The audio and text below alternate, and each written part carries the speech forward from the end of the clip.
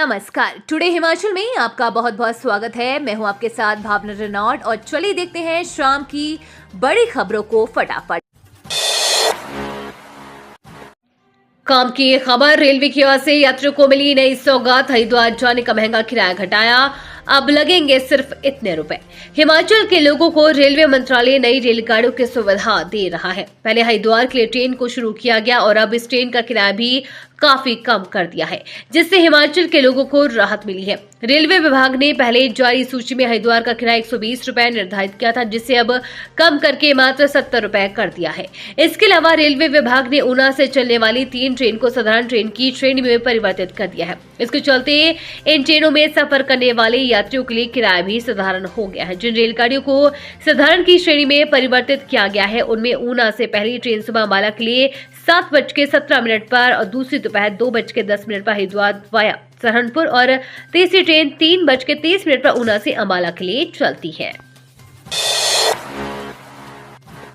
सियासी संकट से सचेत मुख्यमंत्री सुखविंदर सिंह सुक्खू ने कांगड़ा में बढ़ाई सक्रियता।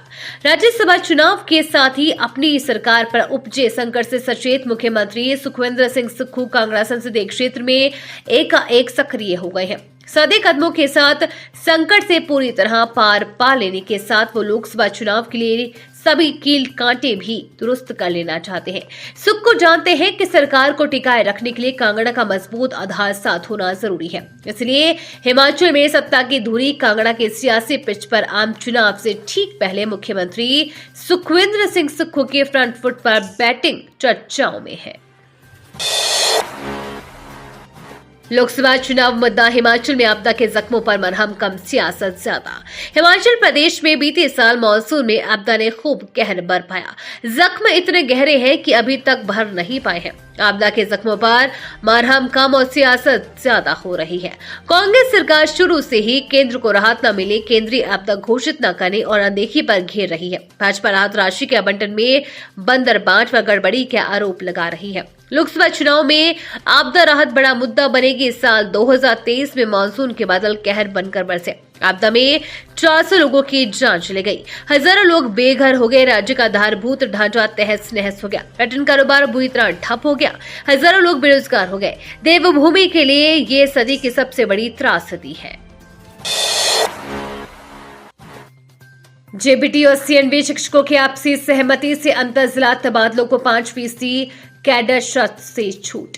राज्य सरकार ने जेबीटी और सीएनवी शिक्षकों की आपसी सहमति से होने वाले अंतर्जिला तबादलों को 5% कैडर शर्त से छूट दे दी है। शुक्रवार को शिक्षा सचिव की ओर से इस बाबत प्रारंभिक शिक्षा निदेशालय को पत्र जारी किया गया। सरकार के इस फैसले से जेबीटी और सीएनवी शिक्षकों को बड़ी राहत मिली है। अनुबंध सेवा काल को जोड़कर 5 साल तक सेवा दे चुके शिक्षक इसके तहत पात्र होंगे। शिक्षकों की इन दोनों श्रेणियों के अन्य प्रकार के सभी अंतर जिला तबादलों पर जिलावार कैडर संख्या की 5% शर्त लागू रहेगी। बीते माह सरकार ने सरकारी स्कूलों में सेवाएं दे रहे 25,000 जेबीटी और 18,000 सीएनवी शिक्षकों के सेवाकाल में सिर्फ एक बार अंतर जिला स्थानांतरण करने पर लगी रोक को हटाने का फैसला लिया था। अब किसानों को होंगे मालामाल, प्रत्येक पंचायत को प्राकृतिक खेती से जोड़ने की सरकार की योजना। हिमाचल में किसानों को प्राकृतिक खेती से अधिक आय प्राप्त करने के लिए प्रेरित करने का प्रयास तेज हुआ है। इस वर्ष प्रत्येक पंचायत में 10 किसानों को प्राकृतिक खेती से जोड़ने और 15,000 हेक्टेयर भूमि को प्राकृतिक खेती के तहत लाकर ऑनलाइन पंजीकृत किया जाएगा। जनजातीय जिला लाहौल स्पीति के काजा और चंबा के पांगी क्षेत्र में किसानों को प्राकृतिक खेती के लिए प्रेरित करने का प्रयास होगा। इस संबंध में बजट घोषणाओं को धरातल पर उतारने के लिए शिमला स्थित कृषि भवन बालूगंज में शुक्रवार को बैठक हुई। इसमें प्राकृतिक खेती खुशहाल किसान योजना के राज्य परियोजना निदेशक हेमिस रेगी ने अधिकारियों को बजट घोषणाओं को धरातल पर उतारने की तैयारियों और आगामी वित्त वर्ष की कार्य योजना 31 मार्च से पहले तैयार कर भेजने का निर्देश दिए। काजा और पांगी में उगने वाले फल, सब्जियों और अनाजों के विपणन के लिए भी उचित प्रबंध किए जाएंगे।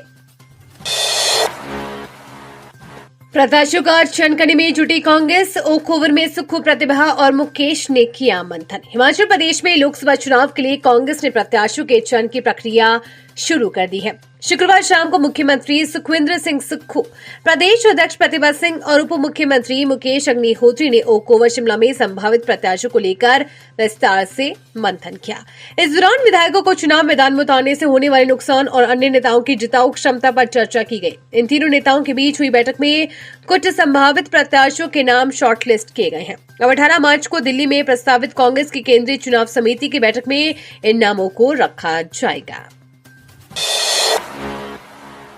विद्यार्थियों को झटका, हिमाचल शिक्षा बोर्ड की किताबों के 1 से 10 रुपए बढ़े दाम। हिमाचल प्रदेश स्कूल शिक्षा बोर्ड ने शैक्षणिक सत्र 2024-25 के लिए किताबें जारी कर दी है। इस बार शिक्षा बोर्ड की कुछ किताबों के दाम 1 से 10 रुपए तक बढ़े हैं, जबकि शिक्षा बोर्ड की कई किताबों के दाम पिछले वर्ष की भांति ही शैक्षणिक सत्र 2023-24 के दौरान बोर्ड की पुस्तकों में करीब 10% तक किताबों के दामों में बढ़ोतरी दर्ज की गई थी। हिमाचल प्रदेश स्कूल शिक्षा बोर्ड ने शैक्षणिक सत्र 2024-25 की किताबों को प्रिंट करवाकर उन्हें संबंधित विक्रय केंद्रों को भेजा है। इसके अलावा सरकारी स्कूलों में छात्रों को किताबें मुहैया करवाने के लिए भी स्कूल प्रबंधन को भेजी है। शिक्षा बोर्ड की ओर से इस प्रकार प्रकाशित गणित विषय की किताब के दामों में कुछ बढ़ोतरी दर्ज की गई है, जबकि शिक्षा बोर्ड की ओर से प्रकाशित कई किताबों के दाम पिछले वर्ष के दामों की तरह ही है। कुछ किताबों के दामों में इस बार कमी दर्ज की गई है।